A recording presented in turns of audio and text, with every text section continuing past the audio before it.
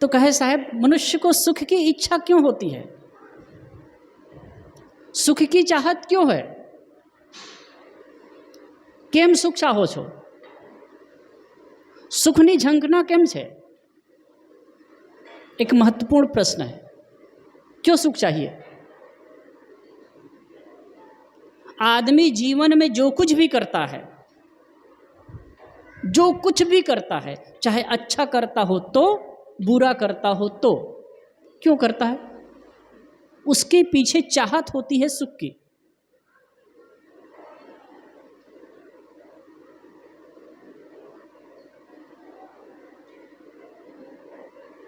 इसमें दो बातें आती हैं।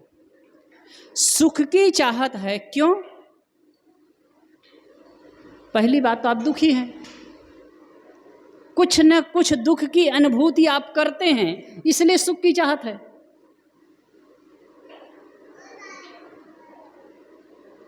लेकिन बात वही, मैं अलग ढंग से उसको उत्तर दिया कि सुख की चाहत क्यों है। एक आदमी है, चाहे कैसा भी करता है सुख के लिए करता है। एक आदमी घर बसाता है सुख के लिए, एक आदमी घर छोड़ता है सुख के लिए, एक आदमी धन दौलत इकट्ठा करता है सुख के लिए, और एक आदमी धन दौलत छोड़ता है सुख के लिए। सही है। एक आदमी भौतिक ऐश्वर्य की ओर दौड़ता है सुख के लिए, और एक आदमी हिमालय की ओर दौड़ता है सुख के लिए।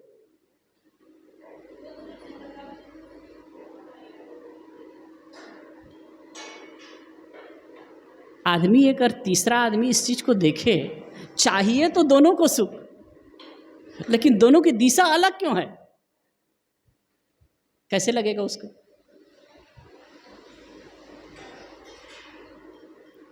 मान लीजिए कोई आदमी प्यासा है, दो आदमी प्यासे हैं, पानी की ओर ही जाएंगे ना।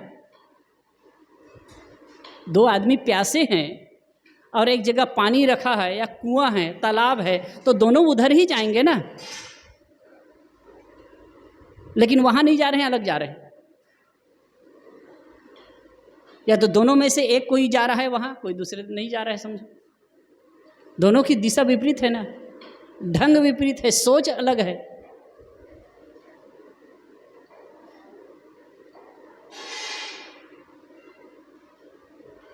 सुख चाहिए क्यों, तो बात आई कि वास्तव में आप सुख स्वरूप हैं ही। आपका जो अस्तित्व है, आपकी जो सत्ता है, आपका जो मैंपन है, जो आपका होना है, वो सुख स्वरूप ही है। आपके अस्तित्व में, आपके सत्ता में, आपके होने में दुख नहीं है। और इसीलिए आदमी सुख की झंखना करता है। दुर्भाग्य यह है कि अपने को न समझकर, अपने को न जानकर वो सुख के लिए बाहर दौड़ता है,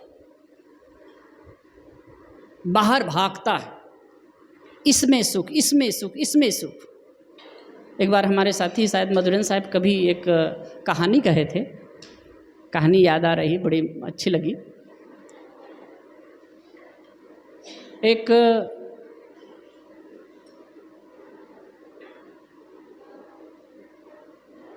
ट्रेन में लोग सफ़र कर रहे थे, तो किसी का पर्स गिर गया था और उस पर्स को टीटी ने पाया, टीटी को मिला। तो पर्स देखा खोल करके, तो उसमें पैसे रखे हैं और फोटो भी है भगवान का, किसी जो उनकी मान्यता रही होगी उसका फोटो भी लगाए है। तो वो टीटी हाथ उठा करके पर्स दिखा करता है, भाई ये पर्स किसका है। वो देख लिया कि इसमें क्या है, इतने रुपये हैं, भगवान का फोटो है। तो उसमें से कई लोग कहे ये हमारा है, हमारा है। कई लोग तो फ्रॉड भी होते हैं ना, होशियार होते हैं, तो कि ये हमारा है, हमारा है। तो कि उसकी पहचान क्या है, तो अधिकतम लोगों को बोलती बंद हो गई। क्या पहचान है कि आपका है। तो उसमें से एक बूढ़ा व्यक्ति था, तो वह कहे कि सर ये पर्स मेरा है। तो कहे अच्छा आपका है, तो पहचान क्या है। तो उन्होंने कहा कि इतना पैसा है और उसमें भगवान का फ़ोटो लगाए हैं, भगवान का फ़ोटो लगाया हूँ, ये पहचान है। तो क्या भगवान का फ़ोटो तो कई लोग लगाते हैं, आपका ही है, ये कैसे साबित होगा? तो उन्होंने कहा कि सर मैं अपने जीवन की घटना बताता हूँ कि पहले मैं जब छोटा था तो जब से मैं पर्स रखना शुरू किया तो अपना फ़ोटो लगाया। अब जवानी में बड़ा हैंडसम लगते हैं ना लोग, वैसे सब अपने आप को बड़ा सुंदर ही मानते हैं और मानना भी चाहिए। तो अपना फ़ोटो लगाया। कुछ दिन के बाद एक लड़की से मुझे प्रेम हुआ तो उसका फ़ोटो लगाया, अपना निकाल करके उसका फ़ोटो लगाया। उससे शादी हुई, बच्चे हुए तो पत्नी का फ़ोटो निकाल करके अपने बच्चे का फ़ोटो लगाया। फिर कुछ दिन उसको रखा, फिर बच्चे के बच्चे का फ़ोटो लगाया। अब सब उसको भी निकाल करके भगवान का फ़ोटो लगाया। अब भगवान का फ़ोटो लगाया। तो क्या ऐसा क्यों किए? तो कहे पहले मैं देखता, मैं ही मतलब मेरा स्वरूप देख करके लगता था मैं हूँ बस और कोई नहीं, एक मौज में। फिर जब मुझे किसी से प्रेम हुआ तो सुख उसमें नज़र आने लगा तो उनका फ़ोटो लगाया, लड़की का फ़ोटो लगाया। शादी हो गई, फिर कुछ दिन के बाद वो भी फीका लगने लगी, बच्चे हुए तो बच्चे में सुख लगा, उसका फ़ोटो लगाया। फिर बच्चा जब बड़ा हो गया तो उसमें भी वो सुख नहीं लगा, उसका फ़ोटो निकाल करके उसके बच्चे का फ़ोटो लगाया। अब कहीं सुख नहीं लगता है, इसलिए सबको निकाल के भगवान का फ़ोटो लगाया। जब आदमी थका हारा होता है ना, जब दुनिया से ठोकर खाता है ना, तो भगवान की याद करता है। कबीर साहब की साखी भी है, दुख में सुमिरन सब करे, सुख में करे न कोई, जो सुख में सुमिरन करे तो दुख काहे कोई। दुख में सुमिरन तो सब करते हैं, हा राम, हा परमात्मा, हे गुरु। हम लोग का अनुभव है, कई लोग जो कभी नहीं आए हैं और 10 वर्ष पहले आए हैं, जब जीवन में कुछ मुसीबत होती है तो आते हैं तो अपना दुखड़ा भी रोते हैं। तब लगता है कि कोई तरफ रास्ता नहीं है तो चलो मठ मंदिर में, कोई संत महात्मा के पास में, कोई भगवान के पास में, कुछ आधार मिलेगा, कुछ खुराक मिलेगी। तो सुख, आदमी सुख के लिए बाहर दौड़ता है, भागता है, यहाँ सुख, वहाँ सुख, वहाँ सुख। एक बूढ़े व्यक्ति को पूछिए कि आपने जीवन जिया, आपका जीवन का पसार हो गया, आपने क्या पाया, कितना सुखी हैं आप, क्या कहेगा? जीवन भर सुख के पीछे दौड़ते रहे, कुछ तोला भर सुख मिला, कुछ प्राप्त हुआ, अंतः खाली के खाली। कहते हैं खाली हाथ आए थे और खाली हाथ जा रहे।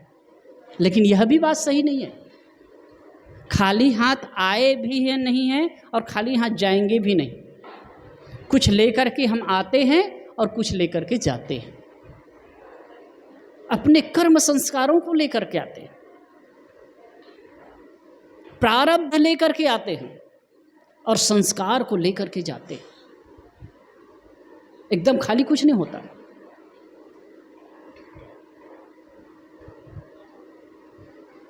तो सुख के लिए देखते देखते, दौड़ते दौड़ते समय बीत जाता है, लेकिन कुछ नहीं मिलता।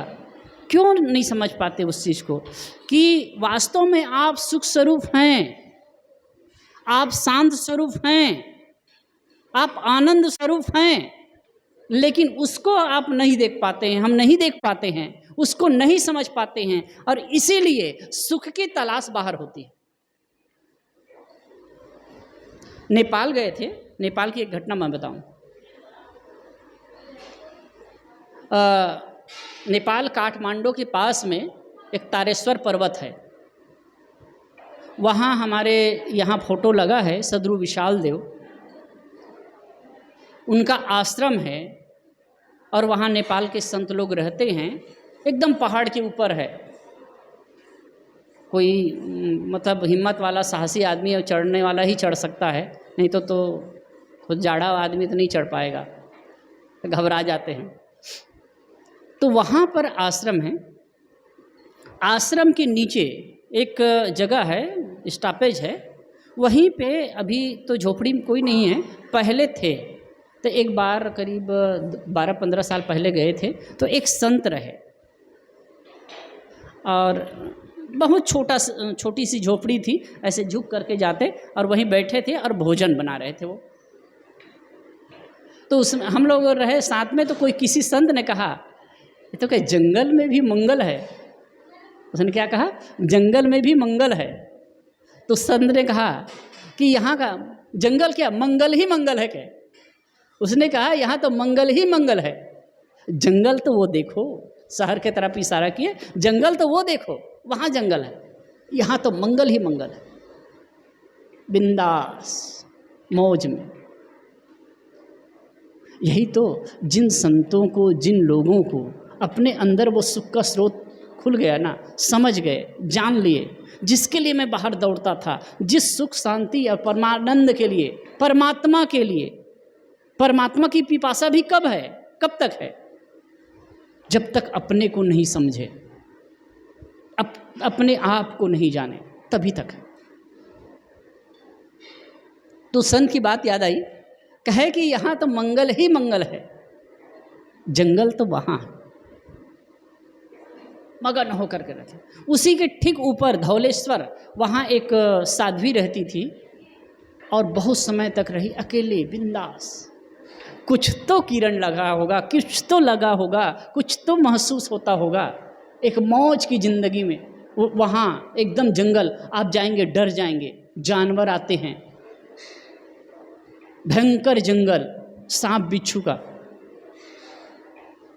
लेकिन वहाँ भी अब सामान्य रूप से कहें, अभी थोड़ा भी बारिश हुई वैसे में जाएंगे तो एक जलोई कहते हैं ना, जल में रहता है वो पकड़ लेता है, खून पीता है।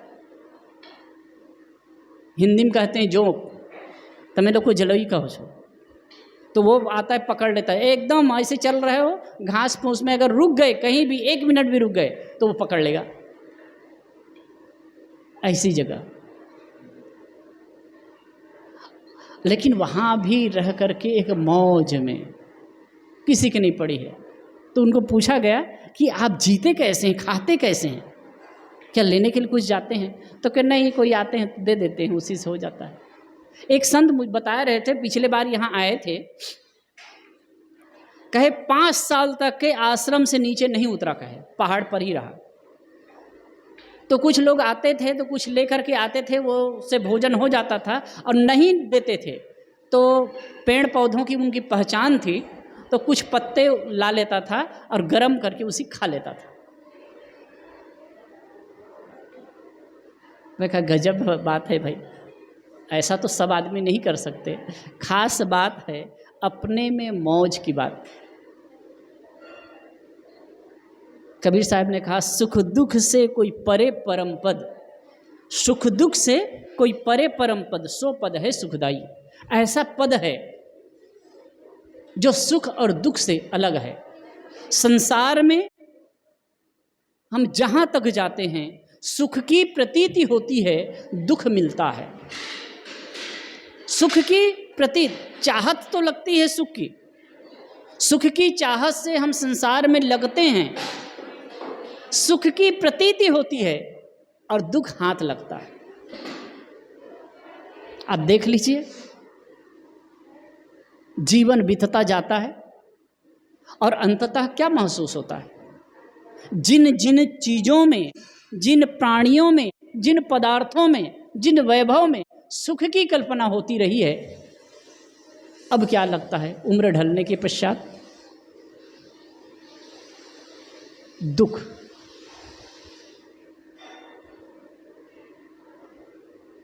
साहब कहते हैं, जो साखी पर बात चल रही थी, कि जिस सुख और शांति के लिए तुम भटकते रहे, एक तो परमानंद की स्थिति के लिए, मुक्त अवस्था प्राप्त करने के लिए ये जीवन मिला, लेकिन अहंकार के वशीभूत होकर के भटक गए।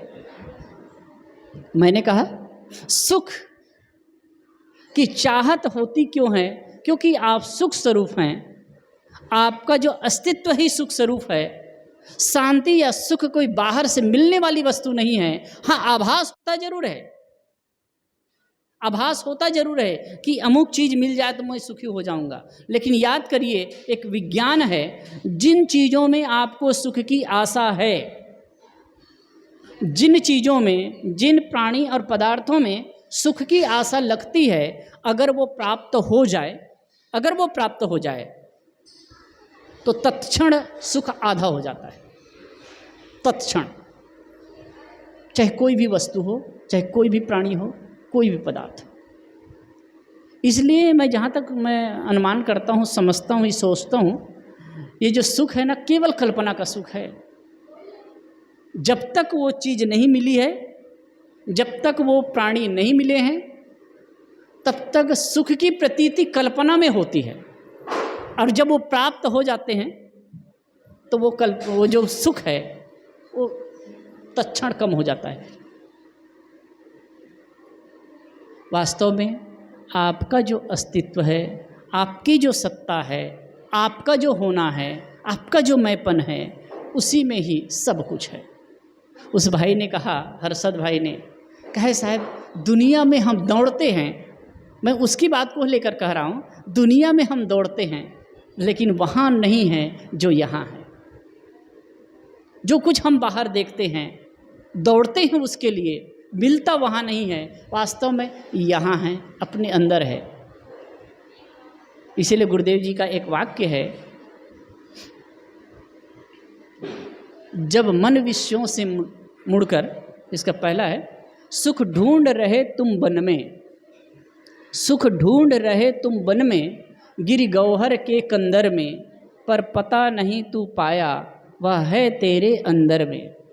तेरे ही अंतस्थल में सुख सागर लहराता है। ध्यान दीजिए, बड़ा सरल है। तेरे ही अंतस्थल में सुख सागर लहराता है, पर तू विपन्न होकर के दर दर ठोकर खाता है। घर में, वन में, मंदिर में, चौराहों बाजारों में, सेठों के गोदामों में, नृप के कोषागारों में,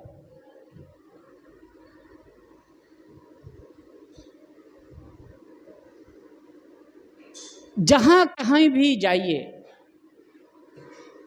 सेठों के गोदामों में, नृप के कोषागारों में, पूरब में व पश्चिम में, और आगे कहते हैं पूरब में व पश्चिम में, नभ के तारों तारों में, सुख शांति नहीं पाओगे तुम मंदिर ठाकुर द्वारों में। आगे कहते हैं, मन विषयों से मुड़कर जब निज पद में आ जाएगा, सब चंचलता को तजकर स्थिरता को पाएगा, तब सुख का स्रोत खुलेगा, जो है अनंत अपने में, उसको पाकर फिर मन को नहीं होगा दुख सपने में। वही बात है, अपने ओर लौटने की बात। जीवन में व्यवहार चाहिए, जीवन में हम जीते हैं, लोगों से व्यवहार करते हैं, वो छूट नहीं सकता है। तो उसके साथ में व्यवहार करते हुए हमको अपने ओर भी देखना है। इसलिए एक सुंदर सूत्र गुरुदेव जी कहा करते थे, व्यवहार में जन धन है और परमार्थ में मन धन है। व्यवहार में जन धन है और परमार्थ में मन धन है। व्यवहार में जब जो लोगों के साथ में व्यवहार करते हो, सहजता से, सरलता से, अवक्रता से व्यवहार करिए। और परमार्थ में मन धन है, मन की रक्षा करिए और अपने अंदर वो जो शांति है, सुख है,